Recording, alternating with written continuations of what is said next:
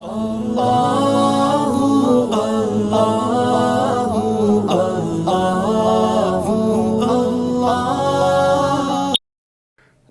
میں سری رنگا پٹنم سے ہم عصر کے بعد روانہ ہوئے اور راستے میں شہر کی ایک خوبصورت مسجد میں موسلادھار بارش کے درمیان نماز مغرب پڑھی اور پھر رات 9 بجے کے قریب بنگلور میں اپنی قیام گاہ پر پہنچے۔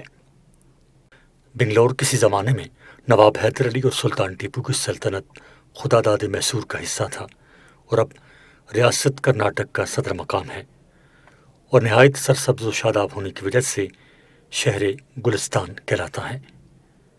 قدر بلندی پر ہونے کی بنا پر یہاں کا موسم بھی عام طور سے بڑا خوشگوار اور خنک ہوتا ہے، اور اپنے 3 روزہ قیام میں ہم فجر کے بعد کسی جھیل کے کنارے یا کسی پارک میں چہل قدمی کا معمول پورا کرتے تو انتہائی نشاط انگیز ہوا کے لطیف جھونکوں سے جسم نہال ہو جاتا۔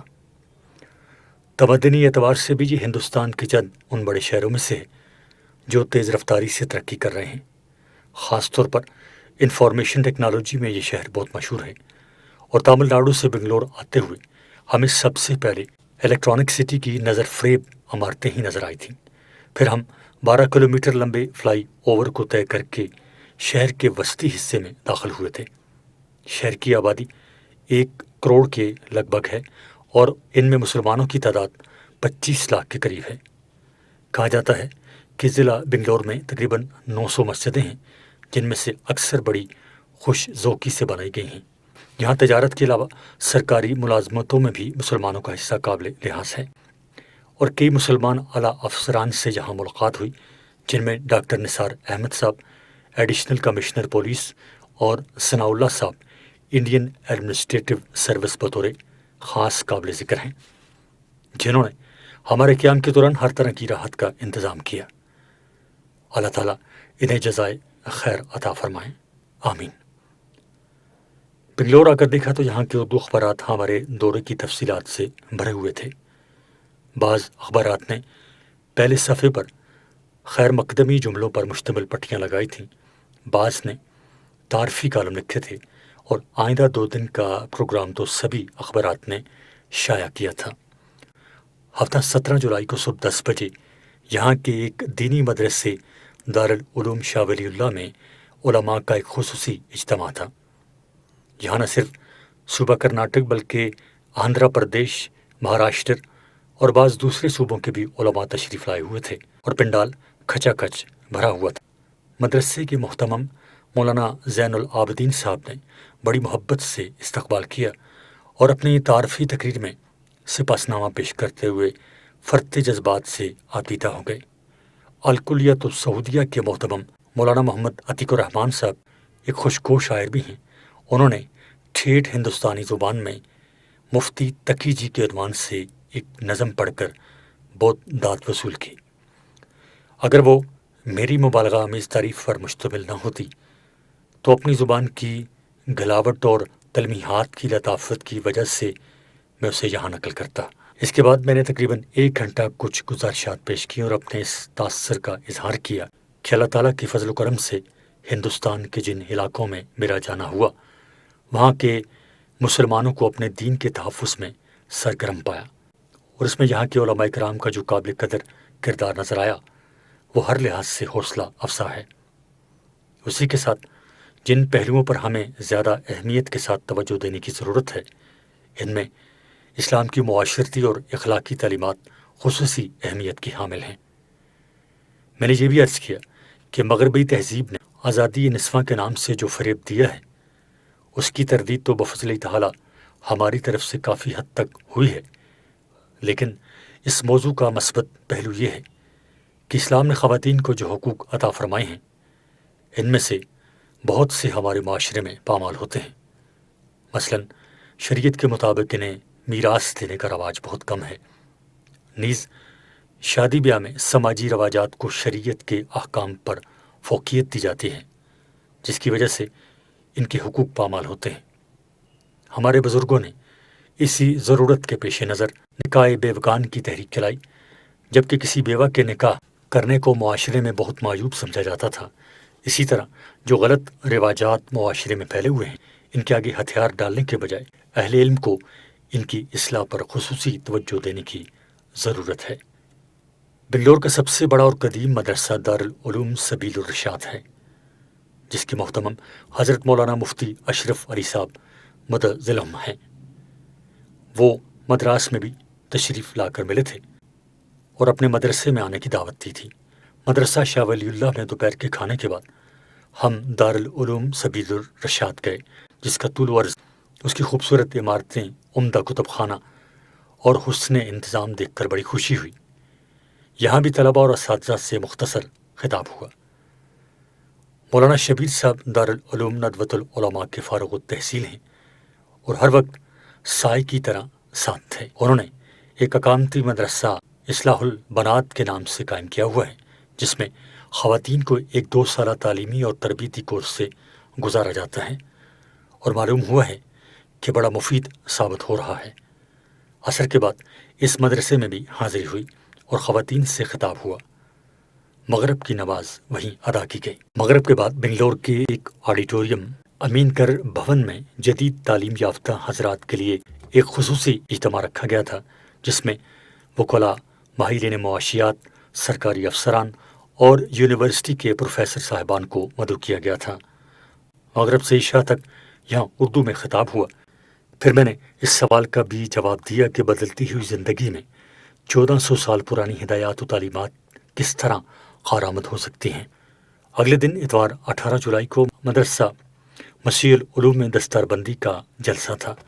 یہ مدرسہ شہر سے باہر واقع ہے اور اس کے محتمم حضرت مولانا مفتی شہیب اللہ صاحب مدظلہم میرے شیخ حضرت مولانا مسیح اللہ صاحب جلال آبادی قدس سرہ سے بیعت ہیں، اور حضرت رحمۃ اللہ علیہ کے نام پر مدرسے کا نام مسیح العلوم رکھا گیا ہے۔ یہاں پہنچ کر دیکھا تو ایک زبردست مجمع بڑے جوش و خروش کے ساتھ منتظر تھا۔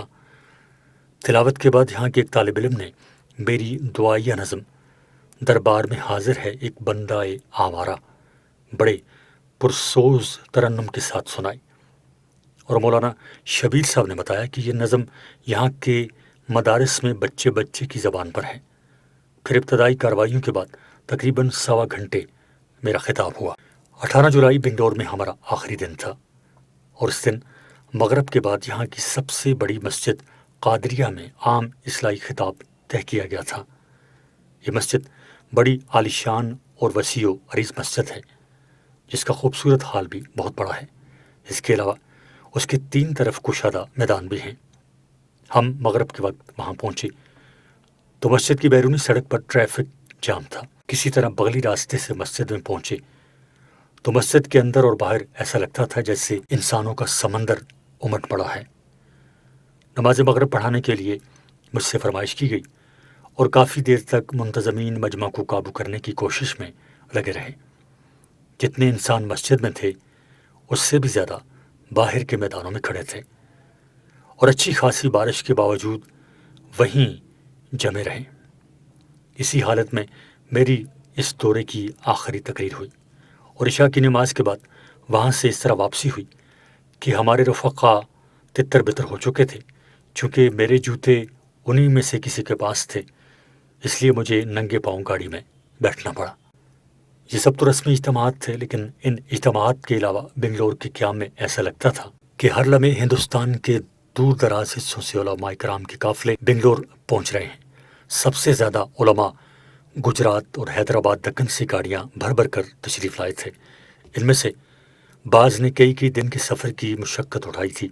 اس کے علاوہ اڑیسہ اور بہار سے اور کچھ حضرات کشمیر سے بھی ریل یا ہوائی جہاز کے ذریعے پہنچے۔ لہٰذا رسمی اجتماعات کے آگے پیچھے اور قیام گاہ پر ان حضرات سے ملاقاتوں اور تعارف کا سلسلہ آخر وقت تک جاری رہا، اور اس رات بھی 1 بجے کے بعد سونے کی نوبت آئی۔ پیر 19 جولائی کی صبح اول وقت نماز فجر پڑھ کر 5 بجے ہم ہوائی اڈے کے لیے روانہ ہو گئے۔ 7 بجے جہاز چلا جو تقریباً 9 بجے بمبئی پہنچا۔ یہاں حضرت مولانا سجاد صاحب اپنے رفقا کے ساتھ موجود تھے۔ آصف صاحب جن کے گھر پر آتے ہوئے قیام ہوا تھا دیوبند پہنچ گئے تھے، اور دیوبند سے نکل کر بنگلور اور اب بمبئی تک مسلسل سفر میں ساتھ رہے۔ ہمیں 1:30 دوپہر بمبئی سے کراچی کے لیے روانہ ہونا تھا۔ انہوں نے تجویز کیا کہ مقامی اور بین الاقوامی ایئرپورٹ کے درمیان ایک جگہ پر جناب منصور مہتا صاحب کا ہوٹل ہے، جو بڑے علم دوست مسلمان ہیں۔ یہ وقت ان کے ہوٹل میں گزار لیا جائے تو ان کو بھی خوشی ہوگی اور روانگی سے پہلے کچھ آرام بھی مل جائے گا۔ چنانچہ یہی طے کیا گیا۔ غلام رسول صاحب، جنہوں نے بمبئی آمد کے وقت تمام قانونی کارروائیاں کروائی تھیں، اس بار بھی ایئرپورٹ پر منتظر تھے۔ انہوں نے ہم سے پاسپورٹ اور ویزا کے کاغذات لے لیے۔ مختصر وقت میں ان کاغذات پر کارروائی کے لیے انہیں بہت دور جانا تھا اور ٹریفک کے ہجوم کا وقت تھا، اس لیے انہوں نے کار کے بجائے موٹر سائیکل پر جانے کو ترجیح دی اور پولیس آفس روانہ ہو گئے اور ہم ہوٹل پہنچ گئے۔ یہ صوبہ ہوٹل تھا جو 5 ستارے والے ہوٹل کی سہولیات کا حامل تھا، لیکن چونکہ اس کے مالک نے اس میں شراب کی فراہمی اور دوسرے ناجائز امور سے پرہیز کیا ہوا ہے، اس لیے اس کو رسمی طور پر 5 ستاروں کا مرتبہ نہیں ملا۔ اس کے مالک مہتا صاحب ماشاءاللہ بڑے نیک اور خوش اخلاق نوجوان ہیں، جو بڑی محبت سے ملے اور ہمارے لیے 2 کمرے خالی کرا دیے۔ اس طرح ہم نے 12 بجے تک یہاں آرام بھی کیا اور کچھ ملاقاتیں بھی۔ اتنے میں غلام رسول صاحب اپنی مہم پوری کر کے آ چکے تھے۔ 12 بجے ہم ایئرپورٹ کے لیے روانہ ہو گئے۔ یہاں بھی ڈھابیل اور گجرات کے مختلف مقامات سے آئے ہوئے کچھ حضرات جمع تھے۔ ان سے فردن ملاقات بھی ہوئی اور بفضل تعالیٰ اجتماعی دعا پر ان سب کو الوداع کہا۔ PIA کا طیارہ تھا جو براہ راست کراچی جا رہا تھا، اس لیے جو سفر ہم نے آتے ہوئے 10 گھنٹے میں طے کیا تھا، الحمدللہ وہ 1.25 گھنٹے میں طے ہو گیا اور ہم عصر سے پہلے اپنے گھر پہنچ چکے تھے۔ وَلِلَّهِ الْحَمْدُ أَوْلَى وَآخِرَ۔ تاثرات۔ مجھے اگرچہ سفر بہت پیش آتے ہیں، لیکن میں عموماً حرمین شریفین کے علاوہ کسی ایک ملک میں 1 ہفتے سے زیادہ نہیں رہتا۔ ہندوستان کے لیے میں نے 2 ہفتے مشکل سے نکالے تھے، لیکن یہ 2 ہفتے ایسا معلوم ہوا کہ پلک جھپکتے گزر گئے اور انہوں نے دل و دماغ پر ایسے گہرے نقوش چھوڑے ہیں کہ انہیں بھلانا مشکل ہے۔ یہ تو اللہ تعالیٰ کے فضل و کرم اور بزرگوں کی دعاؤں سے جہاں کہیں جانا ہوتا ہے، ہر جگہ محبت اور عزت ملتی ہے، لیکن اس سفر کے دوران اپنے مسلمان بھائیوں سے عموماً اور علماء کرام سے خصوصاً جو محبت ملی وہ غیر معمولی تھی۔ اس بات کا اندازہ تو سال ہر سال سے ہندوستان سے مسلسل آنے والے خطوط اور پیغامات سے مجھے پہلے ہی تھا کہ وہاں ہمارے محبت کرنے والے بے شمار ہیں اور شاید دوسری ہر جگہ سے زیادہ ہیں، لیکن یہ اندازہ نہیں تھا کہ ان کے تعلق خاطر کے لیے محبت کا لفظ بھی ناکافی ہوگا۔ وہ محبت نہیں، ایک والہانہ وارفتگی تھی جس کا مشاہدہ قدم قدم پر ہوا۔ میں یقیناً اس والہانہ محبت کا مستحق نہیں تھا، لیکن یہ ان کا حسن ظن تھا جسے میں اپنے لیے فعل نیک ضرور سمجھتا ہوں، اور یہ دعا کرتا ہوں کہ اللہ تعالیٰ مجھ میں ان پرخلوص حضرات کی برکت سے اس کی اہلیت بھی پیدا فرما دیں، آمین۔ ہندوستان کے بیشتر اردو اخبارات نے ہمارے دیوبند اور بنگلور کے دوروں اور وہاں جلسوں کی خبریں شہ سرخیوں کے ساتھ شائع کی تھیں، اور متعدد حضرات نے اس پر کالم بھی لکھے تھے کہ یہ اخبارات میں مختلف لوگوں نے تعارفی مضامین شائع کی تھے جن میں اس بندے کے ساتھ غیر معمولی محبت اور مبالغہ آمیز تعریفوں کا اظہار فرمایا گیا تھا، اور بعض حضرات نے یہ فرمایا تھا کہ ہمیں دیوبند میں کسی ایک شخص کا ایسا استقبال اور اس کی آمد پر ایسا سماج سے پہلے یاد نہیں ہے۔ اس کا سبب بظاہر یہی ہے کہ ان حضرات کو مجھ سے جو تعارف ہوا وہ میری کتابوں اور تحریروں کے ذریعے ہوا، اور یہ بڑی خوشی کی بات ہے کہ وہاں نہ صرف علماء میں بلکہ پڑھے لکھے عام مسلمانوں میں بھی کتابوں کے متعلق کا شوق بہت زیادہ ہے۔ میری کتابوں میں سے اکثر وہاں کئی اداروں نے شائع کر رکھی ہیں اور وسیع پیمانے پر پڑھی گئی ہیں، خاص طور پر درس ترمذی، تقریر ترمذی، تکملہ فتل ملہم، فقہی معاملات، انعام الباری، حضرت معاویہ رضی اللہ تعالیٰ عنہ اور تاریخی حقائق، اور اسلام اور جدید معیشت و تجارت کو علماء کرام میں بہت پذیرائی ملی ہے۔ ذکر و فکر، حجیت حدیث اور تقلید کی شرعی حیثیت کو عام مسلمانوں میں اصلاحی خطبات دونوں قسم کے حضرات میں رائج رہے ہیں، اور بہت سے علماء کرام نے بتایا کہ وہ بکثرت جمعہ کے خطبات کی تیاری انہی کی بنیاد پر کرتے ہیں۔ خواتین میں بھی ان کے پڑھنے کا بہت رجحان ہے، بلکہ حیدرآباد دکن کے مجاہد علی ایم اے نے میرے سفر ناموں پر تبصرہ کر کے حیدرآباد یونیورسٹی سے ایم فل کی ڈگری بھی حاصل کی ہے۔ وہ حیدرآباد سے یہ مقالہ بنگلور لے کر آئے تھے اور وہ مجھے بھی عنایت کیا اور یہ بھی بتایا کہ کوئی صاحب میری فقہی تالیفات پر پی ایچ ڈی کر رہے ہیں۔ اس کے علاوہ اب توزیع القرآن بھی دیوبند، ڈھابیل، دہلی اور کئی مقامات سے شائع ہو گئی ہے۔ حضرت مفتی احمد خان پوری صاحب مدظلم نے اس کا ایک سیٹ مجھے تحفتاً بھیجا اور معلوم ہوا کہ وہ بھی علماء کرام اور عام مسلمانوں دونوں میں قدر کی نگاہ سے دیکھا جا رہا ہے۔ جدید تعلیم یافتہ مسلمانوں میں میری انگریزی کتابیں پڑھی گئی ہیں اور میں نے اس سال کے شروع میں ورلڈ اکنامک فورم ڈیووس کے لیے جو مقالہ لکھا تھا، ان حضرات میں اس کا بھی خاصا چرچا نظر آیا۔ غرض ان حضرات نے مجھے انہی تحریروں کے ذریعے پہچانا جو در حقیقت زیادہ تر اپنے بزرگوں کی باتوں کا تکرار تھیں۔ البتہ اللہ تعالیٰ کی توفیق سے انہیں ایک خاص ترتیب سے نسبتاً آسان انداز میں پیش کر دیا گیا ہے۔ ان میں میرے ذاتی کمال کا کوئی دخل نہیں تھا، لیکن ان کی وجہ سے وہ میرے بارے میں بے انتہا خوش گمانی میں مبتلا ہو گئے۔ دور کے ڈول ہمیشہ سہانے ہوتے ہیں۔ وہ اگر مجھے قریب سے دیکھتے تو شاید ان پر میرے تمام عیوب نہ سہی، ان میں سے کچھ نہ کچھ ضرور ظاہر ہو جاتے، لیکن انہوں نے دور دور سے کتابیں پڑھ کر ایک مبالغہ آمیز رائے قائم فرما لی اور اس کی بنیاد پر اس والیت کا مظاہرہ فرمایا۔ امام بہقی رحمۃ اللہ علیہ نے شعب الایمان میں امام اوزاری رحمۃ اللہ علیہ کا ایک بڑا کارآمد قول نقل فرمایا ہے، جو مجھے اس سفر میں پیش کیے جانے والے سپاس نامے سنتے وقت یاد آتا رہا اور کئی جگہ میں نے وہ اپنی تقریروں میں بیان بھی کیا۔ امام اوزائی رحمۃ اللہ علیہ فرماتے ہیں، ترجمہ جس کا یہ ہے، یعنی جب کوئی شخص کسی دوسرے کی تعریف اس کے منہ پر کرے تو اسے یہ کہنا چاہیے کہ یا اللہ، آپ کو میری مجھ سے زیادہ خبر ہے اور مجھے اپنے بارے میں ان لوگوں سے زیادہ معلوم ہے، لہٰذا یا اللہ، جو باتیں یہ کہہ رہے ہیں ان پر میری گرفت نہ فرمائیے، اور جن باتوں یعنی میرے عیوب کا ان کو پتہ نہیں ہے، ان پر میری مغفرت فرما دیجیے۔ شعب الایمان للبہقی، باب فی حفظ اللسان، صفحہ 32، جلد 4۔ تحریر و تقریر کے ذریعے خدمت کرنے والوں کے لیے لوگوں کی تعریفیں ایک فتنے سے کم نہیں، اسی لیے منہ پر تعریفوں کے پل باندھنے سے منع کیا گیا ہے، کیونکہ اس سے انسان میں خود پسندی کی بیماری پیدا ہوتی ہے۔ حضرت امام اوزاعی رحمۃ اللہ علیہ نے اس بیماری کے علاج کے لیے یہ بہترین دعا تلقین فرمائی ہے۔ میرے شیخ حضرت عارفی قدس سرہ بھی اس سے ملتی جلتی بات فرمایا کرتے تھے کہ جب کوئی تمہاری تعریف کرے تو دل میں کہا کرو کہ یا اللہ، آپ کا شکر ہے کہ آپ نے اس شخص کے سامنے میری اچھائی ظاہر فرمائی، ورنہ اگر میرے عیوب اس پر ظاہر ہوتے تو شاید یہ مجھ سے نفرت کرتا۔ نیز وہ فرمایا کرتے تھے کہ حب جا یا تعریف پسندی ایک ایسی خواہش ہے جس کی تسکین اول تو اپنے اختیار میں نہیں ہے، کیونکہ یہ دوسروں کے عمل پر موقوف ہے، اور اگر وہ پوری بھی ہو جائے تو تعریف ایسی ناپائیدار چیز ہے جو منہ سے نکل کر ہوا میں اڑ جاتی ہے۔ آدمی کو یہ سوچنا چاہیے کہ اس سے فائدہ کیا حاصل ہوا۔ سرد ہو جاتی ہے حب جات دنیا جس کے بعد، سرد ہو جاتی ہے حب جات دنیا جس کے بعد، ایک ذرا سی بات ہے اے دل کہ پھر کیا اس کے بعد۔ باقی رہنے اور فائدہ پہنچانے والی چیز تو نیک اعمال ہیں جو کسی کی تعریف اور مذمت سے بے نیاز ہو کر خالص اللہ تعالیٰ کی رضا کے لیے کی جائیں۔